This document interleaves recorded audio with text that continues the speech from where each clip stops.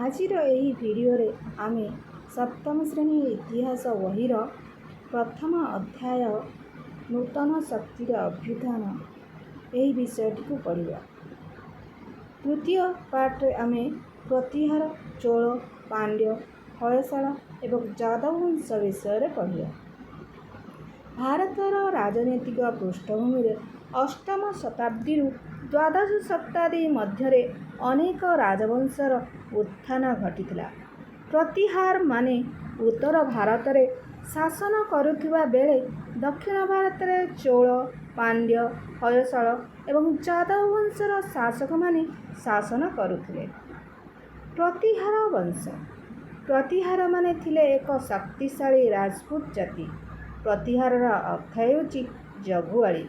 ସେତେବେଳେ ଉତ୍ତର ପଶ୍ଚିମ ଗିରିପଥ ଦେଇ ଭାରତ ମଧ୍ୟକୁ ବହୁ ବିଦେଶିକ ଶତ୍ରୁ ପ୍ରବେଶ କରୁଥିଲେ।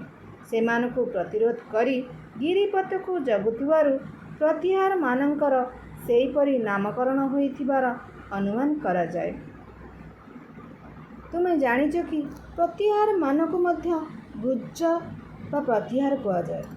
ପ୍ରତିହାରମାନଙ୍କ ରାଜ୍ୟ ଉତ୍ତରରେ କାଶ୍ମୀରଠାରୁ ଦକ୍ଷିଣରେ ନର୍ମଦା ନଦୀ ପର୍ଯ୍ୟନ୍ତ ଓ ପଶ୍ଚିମରେ କାଥିଆୱାଡ଼ଠାରୁ ପୂର୍ବରେ ବିହାର ପର୍ଯ୍ୟନ୍ତ ବିସ୍ତୃତ ଥିଲା।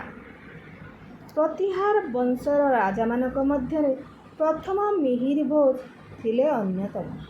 ସେ 840 ଖ୍ରୀଷ୍ଟାବ୍ଦରେ ସିଂହାସନ ଆରୋହଣ କରିଥିଲେ। ଯୁଦ୍ଧ ଏବଂ ରାଜଜୟ ଦ୍ୱାରା ସେ ଏକ ବିଶାଳ ସାମ୍ରାଜ୍ୟ ଗଠନ କରିପାରିଥିଲେ। ସେ 890 ଖ୍ରୀଷ୍ଟାବ୍ଦରେ ପ୍ରାଣତ୍ୟାଗ କରିଥିଲେ। ତାଙ୍କ ପରେ ତାଙ୍କର ପୁତ୍ର ମହେନ୍ଦ୍ର ପାଲ 890 ଖ୍ରୀଷ୍ଟାବ୍ଦରୁ 908 ଖ୍ରୀଷ୍ଟାବ୍ଦ ପର୍ଯ୍ୟନ୍ତ ରାଜତ୍ୱ କରିଥିଲେ। ସେ ବଙ୍ଗ ଅଧିକାର କରି ତାହାକୁ ନିଜ ସାମ୍ରାଜ୍ୟରେ ମିଶାଇ ଦେଇଥିଲେ। ପ୍ରତିହାରମାନଙ୍କର ରାଜଧାନୀ ଥିଲା କନୌଜ। ଏମାନେ ବିଷ୍ଣୁ ଏବଂ ସୂର୍ଯ୍ୟଙ୍କ ଉପାସକ ଥିଲେ। ସେମାନଙ୍କ ରାଜଦରବାରରେ ବହୁ କବି ଏବଂ ବିଦ୍ୱାନମାନେ ସ୍ଥାନ ପାଇଥିଲେ। ସେମାନଙ୍କ ମଧ୍ୟରୁ ରାଜଶେଖର ଥିଲେ ଅନ୍ୟତମ। ଚୋଳ ବଂଶ। ଦଶମ ଶତାବ୍ଦୀରେ ଦକ୍ଷିଣ ଭାରତରେ ସୃଷ୍ଟି ହୋଇଥିବା ରାଜ୍ୟମାନଙ୍କ ମଧ୍ୟରୁ ଚୋଳ ରାଜ୍ୟ ଥିଲା ଅନ୍ୟତମ। ଏହାର ରାଜା ପ୍ରଥମ ରାଜରାଜ 985 ଖ୍ରୀଷ୍ଟାବ୍ଦରେ ସିଂହାସନ ଆରୋହଣ କରିଥିଲେ। ସେ ଚାଲୁକ୍ୟ, ପାଣ୍ଡ୍ୟ ଏବଂ ଚେରିମାନଙ୍କୁ ପରାସ୍ତ କରିଥିଲେ। ସେ ମଧ୍ୟ ବେଙ୍ଗୀ ଅଧିକାର କରିଥିଲେ, ଯାହାକି ଆନ୍ଧ୍ରପ୍ରଦେଶର ଉପକୂଳବର୍ତ୍ତୀ ଅଞ୍ଚଳ ଅଟେ। ଚେରିମାନଙ୍କୁ ପରାସ୍ତ କରି ସେ ତାଙ୍କଠାରୁ ଏକ ବିଶାଳ ନୌବାହିନୀ ଛଡ଼ାଇ ଆଣିଥିଲେ। ବିଭିନ୍ନ ରାଜ୍ୟ ଜୟ କରି ସେ ଏକ ବିଶାଳ ସାମ୍ରାଜ୍ୟ ସୃଷ୍ଟି କରିଥିଲେ। ସେ 1000 ଖ୍ରୀଷ୍ଟାବ୍ଦରେ ତାଙ୍କ ରାଜ୍ୟର ଜମି ମାପ କାର୍ଯ୍ୟ ସମାପ୍ତ କରିଥିଲେ। ପ୍ରଥମ ରାଜରାଜ ଧର୍ମ କ୍ଷେତ୍ରରେ ସହନଶୀଳତା ଅବଲମ୍ବନ କରିଥିଲେ। ତାଞ୍ଜୋରଠାରେ ଥିବା ରାଜରାଜେଶ୍ୱର ଶିବ ମନ୍ଦିର ଓ ବିଷ୍ଣୁ ମନ୍ଦିର ତାଙ୍କର ଅକ୍ଷୟ କୀର୍ତ୍ତି ଅଟେ।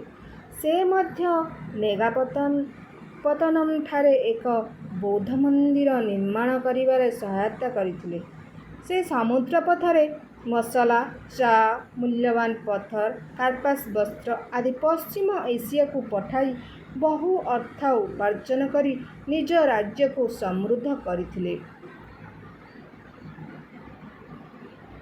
ପ୍ରଥମ ରାଜରାଜଙ୍କ ପରେ ତାଙ୍କ ପୁତ୍ର ରାଜେନ୍ଦ୍ର ଚୋଳ 1012 ଖ୍ରୀଷ୍ଟାବ୍ଦରେ ସିଂହାସନ ଆରୋହଣ କରିଥିଲେ। ପିତାଙ୍କ ପରି ସେ ଥିଲେ ଜଣେ ବିଚକ୍ଷଣ ଯୋଦ୍ଧା। ତାଙ୍କ ସମୟରେ ନୌବାହିନୀର ଦକ୍ଷତା ବୃଦ୍ଧି ପାଇଥିଲା। ସେ ପଲ୍ଲବ ଏବଂ ଗଙ୍ଗମାନଙ୍କୁ ପରାସ୍ତ କରିବା ସହିତ ଓଡ଼ିଶା ମଧ୍ୟ ଦେଇ ସୈନ୍ୟ ଚାଳନା କରି ଗଙ୍ଗାନଦୀ କୂଳରେ ପାଳମାନଙ୍କୁ ପରାସ୍ତ କରିଥିଲେ। ସେ ନିଜର ସୁଦୃଢ଼ ନୌବାହିନୀ ସାହାଯ୍ୟରେ ସିଂହଳ ଅଧିକାର କରିଥିଲେ। ସେ ମଧ୍ୟ ଦକ୍ଷିଣ ପୂର୍ବ ଏସିଆର କେତେକ ରାଜ୍ୟ ଜୟ କରିଥିଲେ।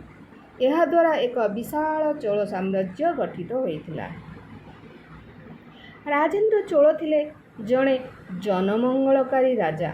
କୃଷିର ଉନ୍ନତି ପାଇଁ ସେ ବହୁ କେନାଲ ଏବଂ ହ୍ରଦ ଖନନ କରିବା ସହିତ ଅନେକ ନଦୀବନ୍ଧ ମଧ୍ୟ ନିର୍ମାଣ କରିଥିଲେ। ତାଙ୍କ ଆଦର୍ଶରେ ଚୋଳ ରାଜ୍ୟରେ ବହୁ ଦେବଦେବୀ ମୂର୍ତ୍ତି, ରାଜା ଓ ରାଣୀଙ୍କର ସୁନ୍ଦର ସୁନ୍ଦର ମୂର୍ତ୍ତିମାନ ନିର୍ମାଣ କରାଯାଇଥିଲା। ସେଗୁଡ଼ିକ ମଧ୍ୟରୁ ନୃତ୍ୟ ମୁଦ୍ରାରେ ଶିବ ବା ନଟରାଜଙ୍କ ମୂର୍ତ୍ତି ଅତ୍ୟନ୍ତ ମନୋରମ ଓ ଆକର୍ଷଣୀୟ ଥିଲା। ଚୋଳମାନଙ୍କର ରାଜଧାନୀ ଥିଲା ତାଞ୍ଜାଭୁର ବା ତାଞ୍ଜୋର। ତ୍ରୟୋଦଶ ଶତାବ୍ଦୀର ଶେଷ ଭାଗକୁ ରାଜେନ୍ଦ୍ର ଚୋଳଙ୍କର ଉତ୍ତରାଧିକାରୀମାନେ ଅତ୍ୟନ୍ତ ଦୁର୍ବଳ ହୋଇଥିଲେ। ଏହା ଫଳରେ ମୁସଲମାନଙ୍କ ଆକ୍ରମଣ ଦ୍ୱାରା ଚୋଳ ରାଜ୍ୟର ପତନ ଘଟିଥିଲା। ଚୋଳମାନଙ୍କ ଦ୍ୱାରା ନିର୍ମିତ ମନ୍ଦିରଗୁଡ଼ିକ ଥିଲା ଜନବସତିର କେନ୍ଦ୍ରବିନ୍ଦୁ। ଏହି ମନ୍ଦିରଗୁଡ଼ିକ ଚାରିପାଖରେ ଜନବସତି ଗଢ଼ି ଉଠିଥିଲା। ମନ୍ଦିରଗୁଡ଼ିକ ଅଧୀନରେ ବହୁ ଜମି ରହିଥିଲା। ମନ୍ଦିରର ପୂଜକ, ମାଳାକାର, ପାଚକ, ବାଦ୍ୟବାଦକ, ନୃତ୍ୟ ପରିବେଷଣକାରୀମାନେ ମନ୍ଦିର ପାଖ ବସତିରେ ଅବସ୍ଥାନ କରୁଥିଲେ। ସମୟକ୍ରମେ ଚୋଳମାନଙ୍କ ଦ୍ୱାରା ନିର୍ମିତ ମନ୍ଦିରଗୁଡ଼ିକ ସାମାଜିକ, ଅର୍ଥନୈତିକ ଏବଂ ସାଂସ୍କୃତିକ ଜୀବନର କେନ୍ଦ୍ରବିନ୍ଦୁ ରୂପରେ ପରିଗଣିତ ହୋଇଥିଲା। ଚୋଳମାନେ କୃଷି ଏବଂ ଜଳସେଚନ ଉପରେ ଗୁରୁତ୍ୱ ଦେଉଥିଲେ। କାବେରୀ ନଦୀରୁ କେନାଲ ମାଧ୍ୟମରେ ଜଳସେଚନ ବ୍ୟବସ୍ଥା କରାଯାଉଥିଲା। ହ୍ରଦ ଏବଂ ପୁଷ୍କରିଣୀ ଖନନ କରି ଏହା ମାଧ୍ୟମରେ ଜଳସେଚନର ବ୍ୟବସ୍ଥା କରାଯାଉଥିଲା। ଉନ୍ନତ କୃଷି ଫଳରେ ଚୋଳମାନଙ୍କର ରାଜ୍ୟ ଶସ୍ୟ ଶ୍ୟାମଳ ହୋଇପାରିଥିଲା। ଚୋଳମାନେ ଏକ ଉତ୍କୃଷ୍ଟ ଶାସନର ପ୍ରବର୍ତ୍ତକ ଥିଲେ। ରାଜା ଥିଲେ କେନ୍ଦ୍ର ଶାସନର ମୁଖ୍ୟ। ତାଙ୍କୁ ଉପଦେଶ ଦେବା ପାଇଁ ଏକ ମନ୍ତ୍ରିମଣ୍ଡଳ ଗଠିତ ହୋଇଥିଲା। ଯୁଦ୍ଧ, ରାଜସ୍ୱ ଆଦାୟ, ନ୍ୟାୟ ପ୍ରଦାନ ଆଦି କେନ୍ଦ୍ରୀୟ ଶାସନର ପରିସରଭୁକ୍ତ ଥିଲା। କୃଷକମାନଙ୍କୁ ନେଇ ଗଢ଼ି ଉଠିଥିବା ଗ୍ରାମକୁ ଉର କୁହାଯାଉଥିଲା। କେତେଗୁଡ଼ିଏ ଉରକୁ ନେଇ ଏକ ଗ୍ରାମ ପରିଷଦ ଗଠିତ ହୋଇଥିଲା, ଯାହାର ନାମ ଥିଲା ନାଡୁ। ବେଲାଳ ଜାତିର ଧନୀ କୃଷକମାନେ ନାଡୁର ଶାସନକୁ ନିୟନ୍ତ୍ରଣ କରୁଥିଲେ। ଚୋଳ ରାଜାମାନେ ବ୍ରାହ୍ମଣମାନଙ୍କୁ ଜମିଦାନ କରୁଥିଲେ। ବ୍ରାହ୍ମଣମାନେ ବାସ କରୁଥିବା ଗ୍ରାମଗୁଡ଼ିକୁ ବ୍ରହ୍ମଦେୟ କୁହାଯାଉଥିଲା। ପ୍ରତ୍ୟେକ ବ୍ରହ୍ମଦେୟର ଶାସନ ବ୍ରାହ୍ମଣମାନଙ୍କୁ ନେଇ ଗଠିତ ସଭା ଦ୍ୱାରା ପରିଚାଳିତ ହେଉଥିଲା। ସଭା ବିଭିନ୍ନ କମିଟି ବା ଭାରିୟମ୍ର ସଦସ୍ୟମାନଙ୍କୁ ନିର୍ବାଚିତ କରି ସେମାନଙ୍କ ସାହାଯ୍ୟରେ ଗ୍ରାମର ବଗିଚା, ପୋଖରୀ, ଜଳସେଚନ, ମନ୍ଦିର ଆଦିର ଉନ୍ନତିମୂଳକ କାର୍ଯ୍ୟମାନ ତଦାରଖ କରୁଥିଲେ। ଚୋଳମାନଙ୍କର ଏହି ଗ୍ରାମଶାସନ ସମସ୍ତଙ୍କ ଦୃଷ୍ଟି ଆକର୍ଷଣ କରିଥିଲା। ତୁମେ ଜାଣିଛ କି, ଭାରିୟମ୍ର ସଦସ୍ୟମାନଙ୍କୁ ନିର୍ବାଚିତ କରିବା ପାଇଁ ଏକ ଲଟେରୀ ବ୍ୟବସ୍ଥା ପ୍ରଚଳିତ ଥିଲା।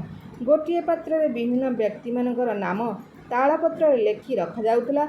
ଜଣେ ବାଳକକୁ ଡାକି ସେଥିରୁ ଗୋଟିଏ ପତ୍ର ଉଠାଇବାକୁ କୁହାଯାଉଥିଲା।